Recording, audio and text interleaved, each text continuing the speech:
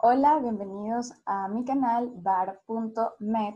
Mi nombre es Bárbara Velasco y con este tema inauguramos este canal cuyo objetivo es compartir información referente a medicina. Yo soy estudiante de medicina y tomé esta iniciativa con el propósito de brindar información y al mismo tiempo compartir con otras personas que nos apasiona el mundo de la medicina, que también son estudiantes de medicina y que sin duda es de mucha ayuda, sobre todo en este tiempo. Como pueden ver, el tema que se va a tratar es sobre la anatomía del oído externo.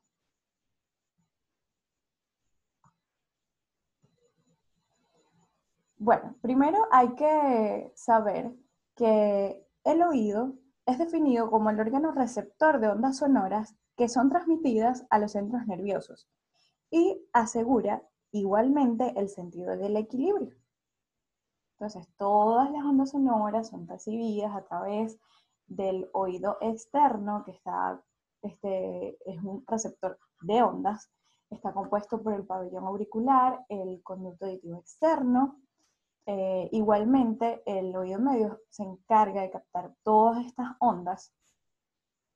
Consta de la cavidad timpánica, está separado del oído externo por la membrana timpánica, la cadena de huesecillos, aquí estaría la trompa auditiva, y esta porción sería el oído interno, en donde van a ser el nervio vestíbulo coclear u octavo par craneal que se dirige al sistema nervioso central y se encarga de llevar toda esta información para que sea descifrado su significado.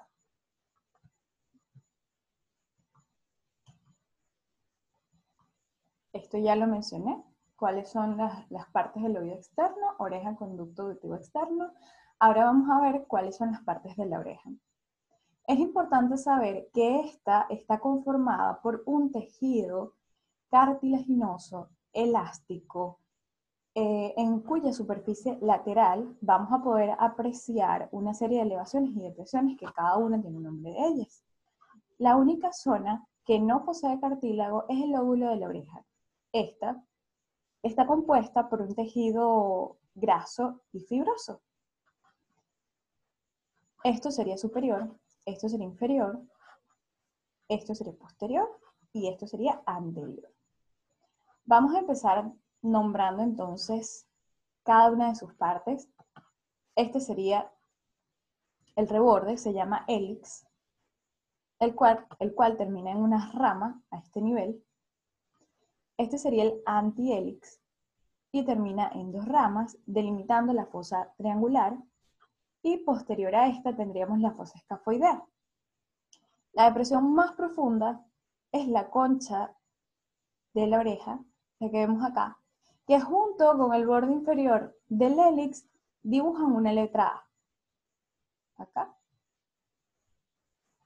Esta elevación en forma de lengüeta que se encuentra también justo en la entrada del conducto auditivo externo se denomina trago. Esta otra elevación sería el antitrago y entre ambas tenemos la escotadura intertrágica. Hay una prominencia, un tubérculo, a este nivel en el hélix que se conoce como tubérculo auricular o tubérculo de Darwin. Este suele ser más llamativo en algunas personas. No tiene ninguna función, le da una forma, una ligera forma puntiaguda al pabellón auricular. Ahora, en personas que sean mucho más marcadas, podemos evidenciar que el pabellón tenga una forma mucho más puntiaguda. Este es un órgano vestigial que de la oreja común de los mamíferos, porque la oreja de la mayoría de los mamíferos son puntiagudos. Entonces, este sería un órgano vestigial, así lo definen varias literaturas. Es importante conocer el nombre, aunque muchas veces subestimemos sabernos el nombre de estas estructuras, sí es importante, porque puede darse el caso de tener un paciente el cual presente una lesión en la cara lateral del pabellón auricular y que no sepamos especificar en qué zona en particular se encuentra. Entonces, el conocer cada una de estas partes, y si nosotros vamos a definir una lesión se encuentra en el hélix, en su porción superior, entonces eso da a conocer que nosotros sabemos de anatomía, que sabemos dónde estamos parados. Entonces esto es un tema muchas veces subestimado, pero las lesiones que se presentan en la oreja son más comunes de lo que nosotros creemos. También es importante tener en cuenta que a nivel semiológico vamos a poder evaluar lo que es el signo de trago. El signo de trago consiste en deprimir precisamente el trago hacia el conducto auditivo externo. Este signo es positivo cuando el paciente refiere dolor y nos sugiere la presencia de una otitis externa. Entonces nos da una orientación diagnóstica bastante importante cuando un paciente presenta un signo del trago positivo. Esto se debe tener en cuenta y debe ser explorado en cualquier paciente que acuda manifestando alguna sintomatología compatible con una otitis externa. Ahora bien, hay músculos, los cuales estos no tienen una acción como tal, pero forman parte de la estructura del pabellón auricular y en todas las bibliografías hacen mención de ellos. Entonces también debemos conocerlos y saber que se van a dividir en dos grupos, un grupo extrínseco y un grupo intrínseco, que se encuentran tanto en su cara lateral, como vemos acá en esta imagen, y también en su cara medial. Los músculos extrínsecos son el auricular superior, auricular posterior y anterior, mientras que los intrínsecos son el hélix mayor, menor, el músculo del trago, del antitrago, y en su cara medial o craneal vamos a tener el músculo oblicuo y acá el músculo transverso. Se encuentra por detrás del auricular posterior.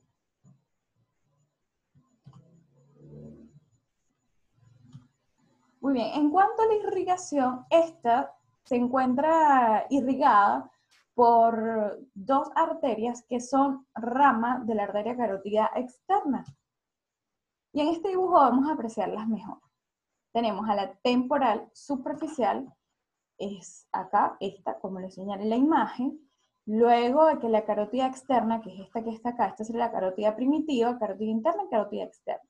Luego que la carótida externa da su ramo maxilar, esta sería la arteria temporal superficial y se encarga de brindar vascularización principalmente a la cara anterior del pabellón auricular. Y por otro lado tendríamos a la arteria auricular posterior, que es rama también de la arteria carótida externa y brinda más que todo la vascularización a la parte posterior y cara medial del pabellón auricular.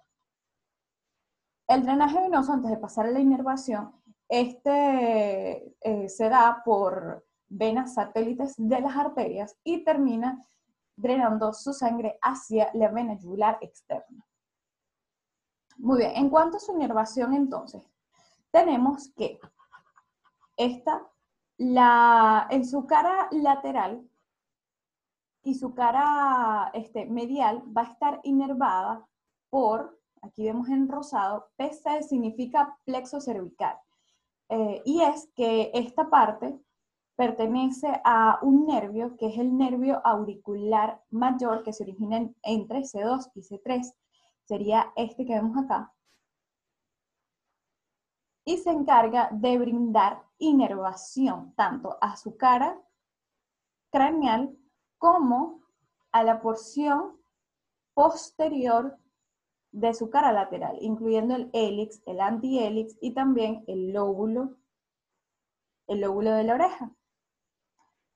En azul aparece el número 5 y es porque esta zona, la porción anterior, su inervación corresponde a la rama auriculotemporal que es rama de la tercera porción o la rama mandibular del nervio trigémino, que es el quinto par craneal. También este le brinda inervación a la porción más superficial del conducto auditivo externo. Y esta zona que vemos acá, en amarillo, es inervada por el séptimo par craneal, también se conoce como la zona de Ramsay-Hunt. Y para que sea mucho más dinámico recordar esto, hay una patología denominada el síndrome de Ramsay-Hunt, que se caracteriza por la presencia de una parálisis facial periférica acompañada de la presencia de vesículas en el pabellón auricular ipsilateral, y también pueden aparecer estas vesículas en la boca. Esta patología no solamente se presenta con estos signos, sino también puede estar acompañada de síntomas como por ejemplo lo son la hipoacusia, náuseas, émesis, nistagmos, entre otros. ¿Por qué se produce? Se produce por la infección del virus de la varicela zoster en el ganglio geniculado del séptimo par craneal. Ustedes pueden profundizar más al respecto. Yo lo estoy mencionando para que sea mucho más dinámico poder recordar y tener en cuenta este tip. El drenaje linfático de la oreja. Aquí tenemos en esta imagen las diferentes zonas las cuales drena cada porción de la oreja. Entonces, la mitad superior de su cara lateral se dirige hacia, la linfa se dirige hacia los ganglios linfáticos preauriculares o parotidios, mientras que su cara craneal, el drenaje linfático se dirige de la mitad superior tanto a el grupo ganglionar retroauricular, o también conocido como ganglios mastoideos, así como también hacia los ganglios cervicales profundos. Mientras que en la mitad inferior, tanto de su cara lateral como de su cara medial, la linfa se dirige hacia los ganglios cervicales superficiales. El conducto auditivo externo, su linfa se dirige también una porción hacia los ganglios preauriculares y otra hacia los ganglios cervicales superficiales. ¿Se deben explorar? Sí, deben explorarse porque junto con patologías del oído, como la otitis externa, la otitis media, puede cursar con adenopatías. Entonces, siempre deben explorarse, siendo más común la presencia de adenopatía, sobre todo en niños, recordando que en ellos su sistema inmunológico es aún inmaduro, están constantemente ante la presencia de nuevos antígenos y su sistema inmunológico es mucho más lábil. Entonces vamos a tener que, en comparación con los adultos, siempre es más común conseguir en niños la presencia de adenopatías que cursan junto con patologías del oído externo o del oído medio. Sin embargo, cualquier niño que presente adenopatía, estas deben ser estudiadas. Hasta aquí el conducto, el pabellón auricular. Ahora pasemos a ver el conducto auditivo externo. Esta porción que está acá se extiende desde el pabellón auricular hacia la membrana timpánica. Este tiene una extensión aproximada entre 2 y 3 centímetros. Se encuentra recubierto de piel muy delgada, la cual contiene glándulas ceruminosas, así como también glándulas sebáceas. También puede existir la presencia de pelos. Y bueno, vamos a estudiar en más detalle cada una de las características del conducto auditivo externo, pero no sin antes mencionar algo que se me iba a pasar por alto, es que un tercio del conducto, un tercio lateral, su tercio lateral es cartilaginoso, mientras que sus 2 tercios mediales son óseos. Ahora sí vamos a ver la configuración del mismo. Bueno, aquí tenemos una imagen, este sería un corte horizontal. La imagen original, yo tomé la idea del libro de Latarger, Sin embargo, decidí dibujarla así para que fuera mucho más sencillo a la hora de explicarlo. Sin embargo, si ustedes quieren ver la imagen, pueden consultar este libro, el volumen 1, y para que les sea mucho más útil orientarse. Vemos que esto sería superior, inferior, lateral, medial. Este va a dirigirse de atrás hacia delante, de abajo hacia arriba, de abajo hacia arriba y de lateral a medial. Vemos que este tiene la forma de una S, las literaturas lo describen como forma de S itálica, y es por esto que cuando nosotros vamos a realizar una otoscopia, siempre debemos realizar una técnica apropiada. En los adultos debemos tomar el hélix, este sería el hélix, M sería de meato acústico, T de trago, O de porción ósea, M de membrana.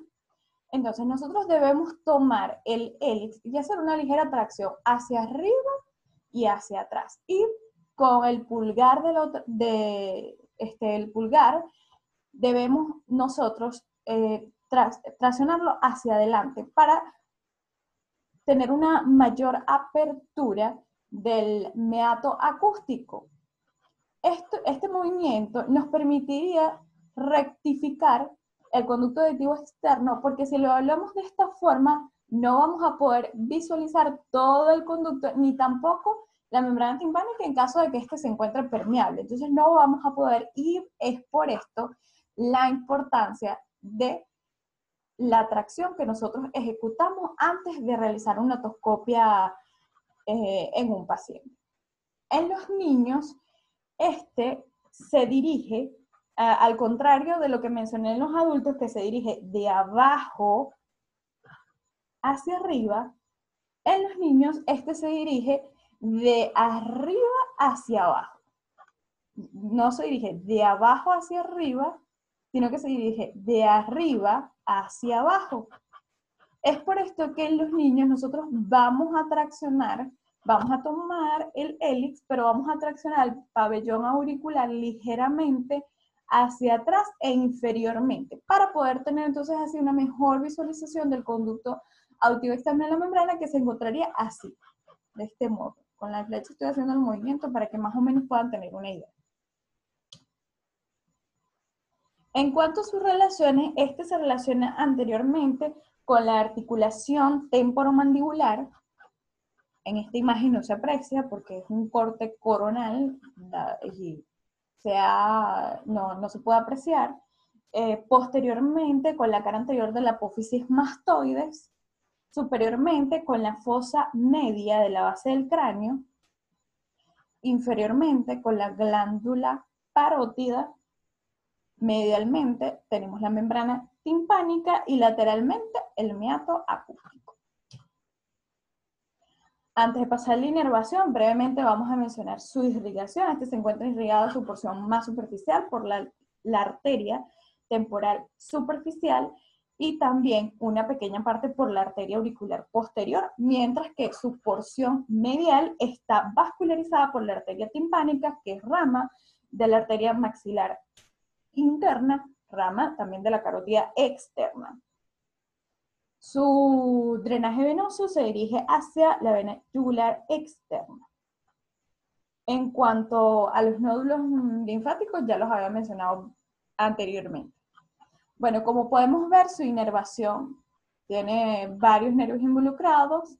La porción más superficial está inervada por el nervio auriculotemporal, que es rama del trigémino, y también este presenta una pequeña inervación para la cara externa de la membrana timpánica. También está inervada por el nervio auricular mayor, rama del plexo cervical superficial para la parte posterior. También en su porción más superficial, el nervio vago, que también está involucrado, es el décimo par craneal, y este brinda inervación a la porción ósea, la porción más medial, y también la cara externa de la membrana timpánica. Es el que tiene mayor participación en la inervación de la cara externa de la membrana timpánica. Tenemos también el nervio facial, este da una rama sensitiva para la piel posterior y cara externa de la membrana timpánica, y en amarillo tenemos el nervio glosofaringeo, noveno par craneal, el cual se encarga de brindar la inervación para la cara interna de la membrana timpánica. Recordando que ya habíamos dicho anteriormente que esta zona de acá es la zona de Ramsay-Hunt.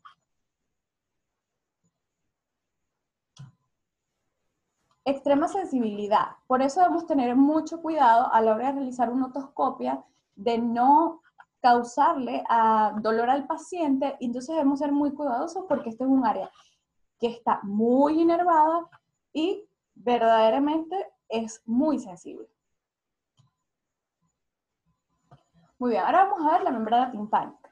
Aquí coloqué oído externo, oído medio, porque en algunos libros describían la membrana timpánica cuando se tocaba el oído externo, mientras que en otros cuando se hablaba del oído medio. Entonces yo decidí colocarlos de esta forma. Vamos a, entonces, tenemos aquí la membrana timpánica, ya mencionamos que esta se encuentra medialmente, es delgada, es ovalada, semitransparente, de un color gris perlado o gris nacarado, de 1 centímetro de diámetro aproximadamente, y este se encuentra en el extremo medial del conducto auditivo externo. Vamos a describir en detalle otras características de la membrana timpánica, como lo es que este se encuentra insertada en el surco timpánico del hueso temporal. Está aquí en negro. En rojo tenemos el rodete anular fibrocartilaginoso, que es por medio del cual se inserta la membrana en el surco. Como vemos, este rodete anular fibrocartilaginoso no llega hasta la parte superior del surco timpánico, sino que en esta parte él se dobla. Se dobla y nos va a delimitar una zona superior y una inferior. En superior tenemos en amarillo, que es la pars flácida o porción flácida de la membrana timpánica, que es mucho más delgada, y en verde vamos a tener una porción mucho más grande, que es la pars tensa o porción tensa de la membrana timpánica. Como es semitransparente, a través de ella vamos a poder evidenciar estructuras que se encuentran en el oído medio, parte de los huesos que se encuentran allí. Este sería la apófisis del martillo, su manubrio, su extremo final, que coincide con el ombligo de la membrana timpánica, que es la porción más cóncava de ella. Aquí podríamos ver en algunos pacientes la rama larga del yunque, que es el segundo hueso de la cadena de huesecillos. Y acá en punteado, esto que tenemos aquí punteado sería el cono luminoso, triángulo luminoso o triángulo de Politzer, que no es una estructura anatómica per se, sino que es el reflejo de la luz del otoscopio, que como esta membrana timpánica forma un ángulo de inclinación de 45 grados respecto al conducto auditivo externo, cuando nosotros tenemos el otoscopio, la luz se refleja inferior y anteriormente en forma de triángulo. Esta sería la imagen del atlas con las partes que ya mencionamos. Vemos aquí cómo se dobla el rodete y nos va a formar el pliegue anterior del martillo, pliegue posterior del martillo, y entonces aquí tendríamos la apófisis lateral, la porción flácida. Este sería el cono luminoso, la pars tensa, aquí vemos vasos sanguíneos también, este sería el anillo timpánico que les mencioné. Ahí vemos cada una de las partes que ya mencionaba. Ahora bien, esta está constituida por varias capas. Vemos que su capa lateral, esta se continúa con la piel del conducto auditivo externo. En el medio tendríamos que este sería el armazón de la membrana timpánica y está constituido por tejido fibroso, mientras que su cara interna está recubierta por mucosa que se continúa con la mucosa de la membrana timpánica.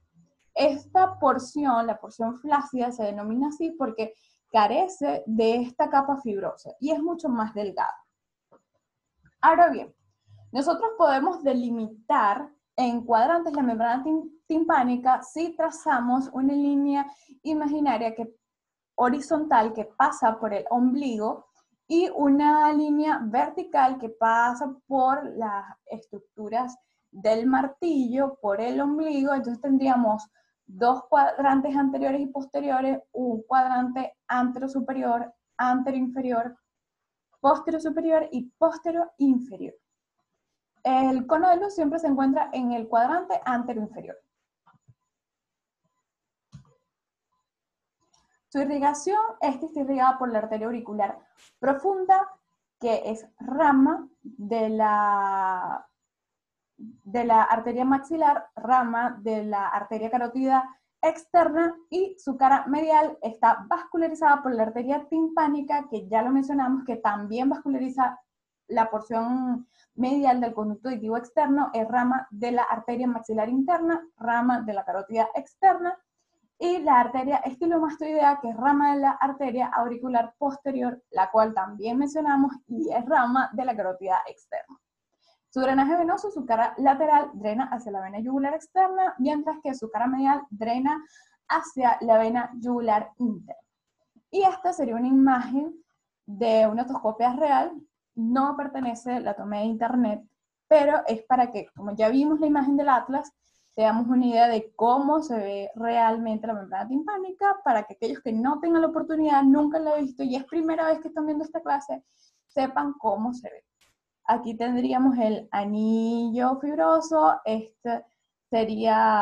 aquí tendríamos cómo se doblan y forman los pliegues del martillo, tanto anterior como posterior. Esta sería la pars flácida. Aquí tendríamos la apófisis del martillo, su manubrio, el ombligo, rama larga del yunque, cono luminoso.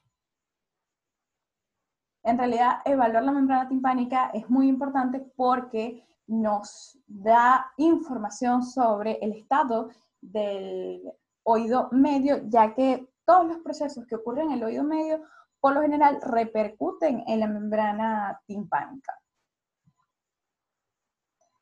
Vamos a hablar un poco de semiología.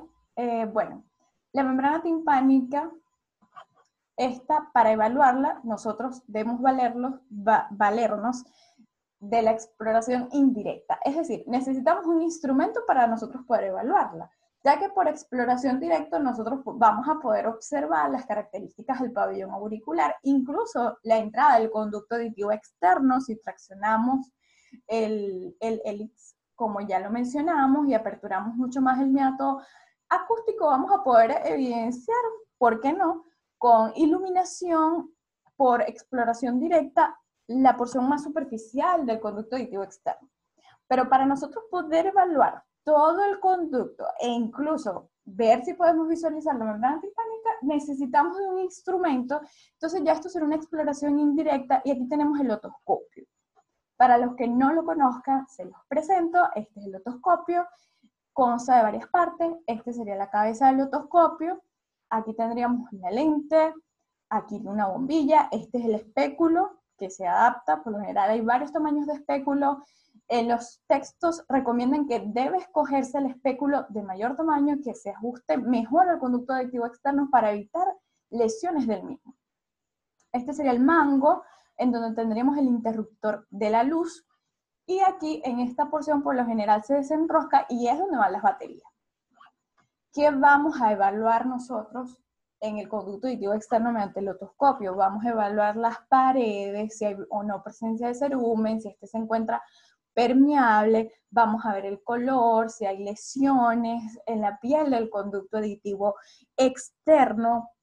Vamos a recabar todos esos datos y vamos a ver si se encuentra visible la membrana timpánica, en donde vamos a determinar el color de la misma, si se encuentra de ese color gris nacarado, gris perlado que mencionan los textos. Entonces vamos a ver su superficie, si se encuentra indemne, si se encuentra hundida, si se encuentra bombada, perforada. Vamos a recabar toda esa información, si podemos visualizar el reflejo luminoso, el triángulo de Pulitzer, y también el movimiento de la membrana timpánica, aunque esta parte involucra más contenido referente al oído medio, porque el movimiento de la membrana timpánica se va a producir cuando la trompa auditiva, muy, muy bien dicho, o trompa de Eustaquio, se encuentre permeable. Entonces simplemente voy a mencionarlo porque ya esto vendría siendo como parte más del oído medio. Sin embargo, cuando nosotros estudiamos las características de la membrana timpánica, siempre incluyen el movimiento. El movimiento de la membrana timpánica lo vamos a evidenciar, podemos realizar varias maniobras, como lo es la de Toynbee y también la prueba de Valsalva. En la de Toynbee, y me corrigen si no lo estoy pronunciando adecuadamente, en esta lo que vamos a ver es el hundimiento de la membrana timpánica cuando se le pide al paciente que cubre sus fosas nasales, cierre su boca y degluta.